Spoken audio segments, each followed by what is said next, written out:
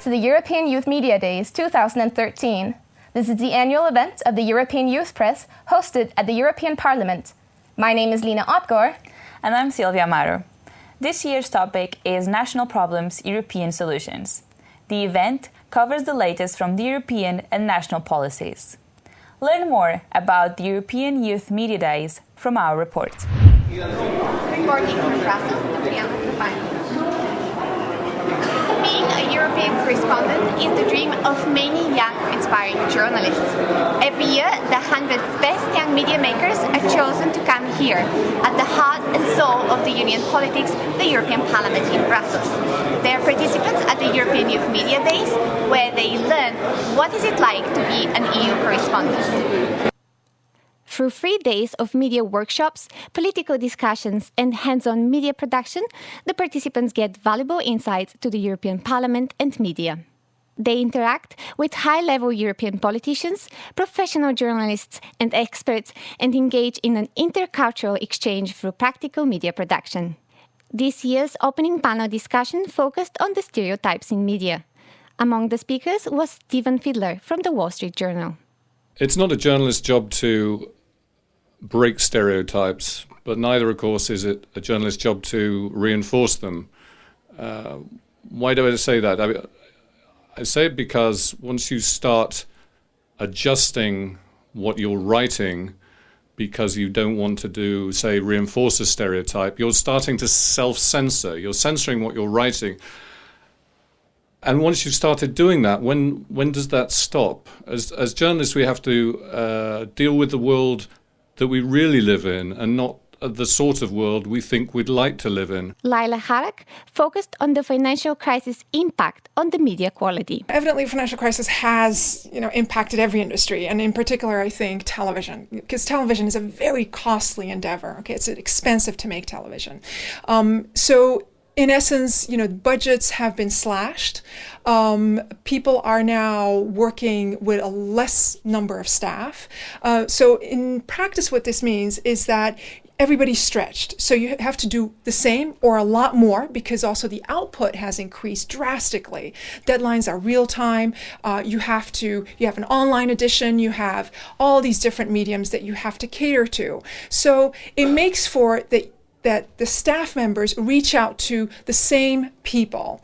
And what would be helpful is, for instance, that you would, when you have time, to come up with a contact list that is as varied as possible. Hosted by the European Parliament and organized in collaboration with the European Youth Press, the event promotes a broad discussion and networking on European issues. With 100 participants, the European Youth Media Days is one of the biggest events in Europe dedicated to young journalists. MEP Tanja Fajon highlights the importance of cooperation between the Brussels politicians and journalists. I personally would advise to the parliamentarians as well, for the sake of the institution of the transparency, to speak with journalists, because it's important that we are capable of selling our decisions to public, because if we don't communicate with our citizens through the media, we will not sell our decisions as good ones. The European Parliament has its secret doors, and the European Youth Media Days participants learn how to find their way to the best stories of the day. Reporting from Brussels, Dobriyana. More than 350 people drowned after a boat with refugees sank near the Italian coast of Lampedusa. This has again opened the debate on immigration. Has the red line been crossed? Is European Union becoming European fortress? With theoretically inexistent internal borders within the Schengen area, the external borders have to deal with multiple disasters. Our own countries have the obligation, to be not so selfish, to think only about our economy. Everything nowadays is economy. It's not people, but now economy that goes up and down. Instead, we have to think about how best and how much we can help, especially young people. According to numbers of UN Agency for Refugees, already 30,000 people fled to Italy since last January. Every year, on average, 800 of them drown in the Mediterranean waters. We have to understand that the European Union not only has a negative and rigid financial side, but also a side of solidarity. We have to understand that we have to solve these problems in a common way. comprendere che questi sono problemi che devono essere gestiti a un livello diciamo comune.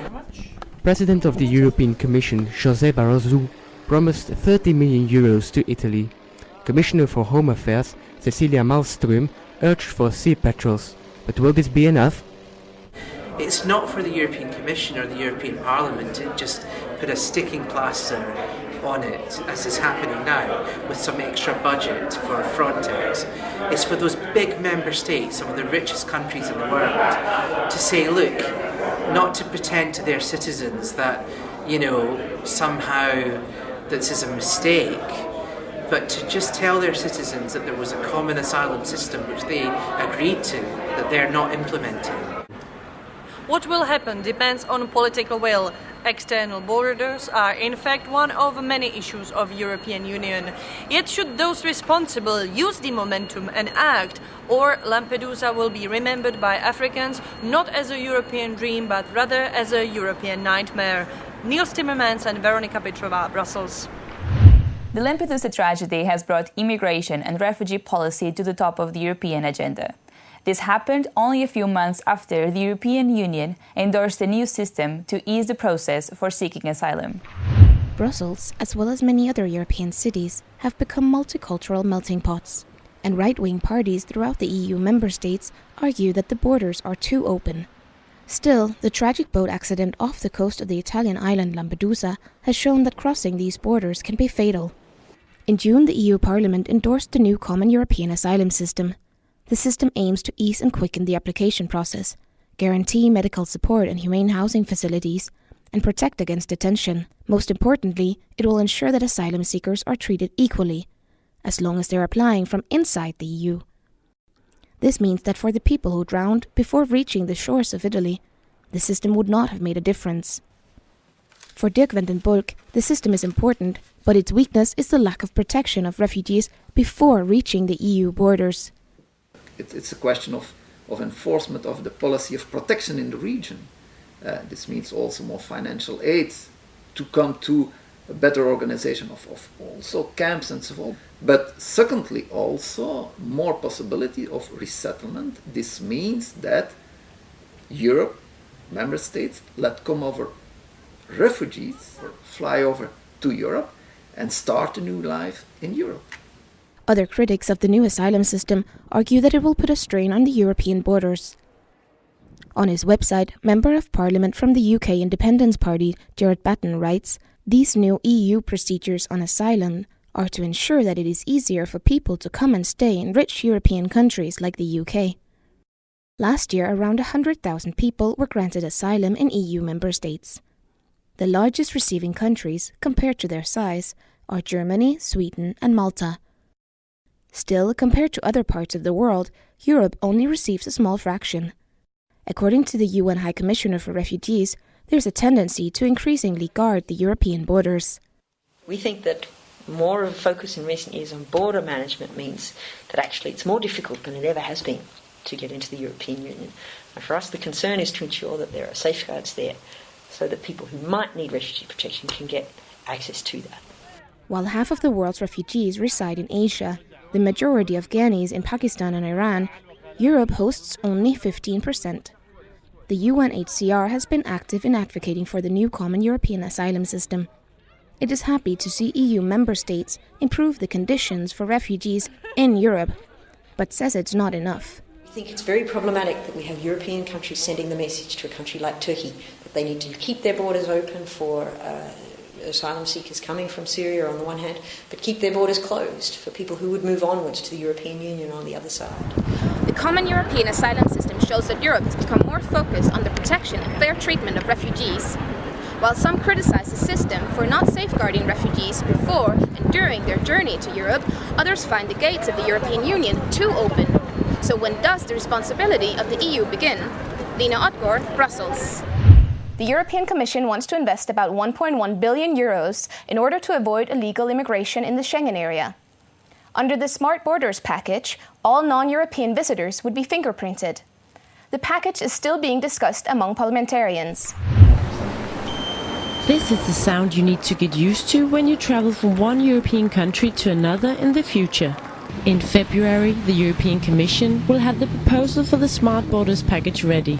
A part of the system is to take fingerprints and thereby register people traveling in Europe. It would be helpful because the number of travelers is increasing year by year. So it would be helpful to have a technical system that would make the border controls faster. 700 million people move in and out of the European Union each year. Under the new measures, some 100 million people annually will have prints taken from each of their 10 fingers on entry or exit. But not all parliamentarians are satisfied with the package. I think the Smart Borders package will be a disaster for the European Union. It costs a lot of money. It doesn't serve any purpose that is anyhow visible because it won't bring anything apart from statistics. But why should we spend so much money on mere statistics? This system will cost around 1.1 billion euros. But Renate Sommer thinks it is all worth it. There are immigrants that throw their passports away, and if you have fingerprints or other biometric data, you could identify them. EU authorities say state-of-the-art technology will speed up border crossings and improve security. The exact location and time of entry and exit will be recorded and stored as well. Comes like the Council wants, namely with law enforcement access, with biometric data, etc., it will hugely discriminate against foreigners. If approved by the European Parliament, the package is set to be launched either in 2015 or 2016. But only time will show if the Smart Borders proposal is in fact the best solution. If the European Union is a fort, there always will be ways to infiltrate through its cracks. Usually it's through illegal immigration, asylum or marriage. But Moldova, a small country in Eastern Europe, has its own know-how. After 3 years, a passport of a Moldovan citizen who travels abroad time to time doesn't have any blank pages. Everything is filled with visas. But a big chunk of Moldovans are eligible to get Romanian citizenship through a registration program and together with it, unlimited access to the Schengen zone. Most of them are looking for attractive job opportunities. But this is not the case of Inna, a makeup artist from Moldova's capital Chisinau. I decided to get Romanian citizenship because it lets me travel without borders. My mom lives in Italy, also I have friends in England, Germany, Poland. Now I can visit them anytime I want, without time-consuming and humiliating procedures. Before Second World War, Romania and Moldova was one country.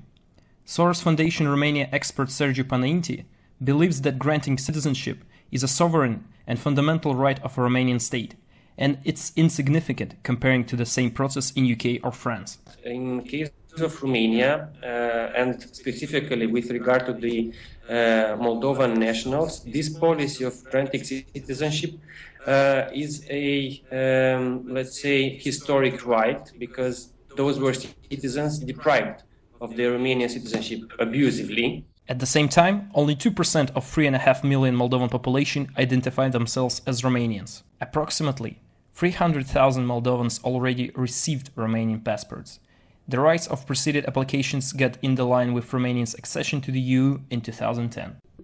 European Parliament member from the UK Independence Party, Roger Helmer, says although he appreciates Moldova's notion to become closer to Europe, he sees migration as a threat. If you have any kind of free movement in Europe, then immigrants in one country are not just a problem for that country, they are a problem for all the other countries as well. President of the European Economic and Social Committee Henry Malossa has a different perspective, saying that visa regime is not the best invention of a humankind. Our main threat is the demographic challenge, the fact that our population is decreasing or not increasing anymore. So we know that in Europe we need in the next 30 years 20 million migrants. Injustice, frustration, anger. These feelings are permanently experienced by Moldovans and other non-EU citizens trying to get to the fort called Europe. But yet, it still seems like a weak argument for the European Union to be more open. Thus, they are fated to use different backdoor opportunities for mobility. The European Commission is opening up the Erasmus exchange program to students from all over the world. The change happens under a new program that aims to improve higher education in Europe. Every year, more than 200,000 European students study abroad under the Erasmus exchange program. The demand for higher education is expected to rise from 99 million students to 414 million students in less than 20 years. The head of higher education and the Erasmus program at the European Commission, Mr. Adam Tyson, explains how important it is to draw international students to Europe. It's important for Europe that we offer high-quality educational opportunities for people from outside. Partly, of course, because this can help with building the capacity of systems in other countries, particularly when we're talking about developing countries. It's very important to offer those opportunities, but also because it's the contacts that you build up between universities through student mobility and staff mobility, which can later on lead into research partnerships, which are also very important, economically and socially for Europe later on. So it's a win-win situation by building up these links. The European Commission wants to give the opportunity to 2 million students to participate in the Erasmus exchange program in the next 7 years. Studying abroad is a lifetime experience that shapes individuals forever. Thales Camargo from Brazil is studying in Germany thanks to a German scholarship. I think it's very nice because it gives us a very good opportunity to come into Europe, and I think it's very important. This opportunity makes a difference in career for students because they'll be able to be fluent in another language besides Portuguese or Spanish, and also it's a great life experience. The exchange program will be expanded to students worldwide starting this January. The new Erasmus allows students from Europe to go to places as America and Africa, and in return, students from these places come to Europe. This is all from the European Youth Media Days 2013. I'm Silvia Amaro. And I'm Lena Odgaard. Thank you for watching and see you again next year. Goodbye. Goodbye.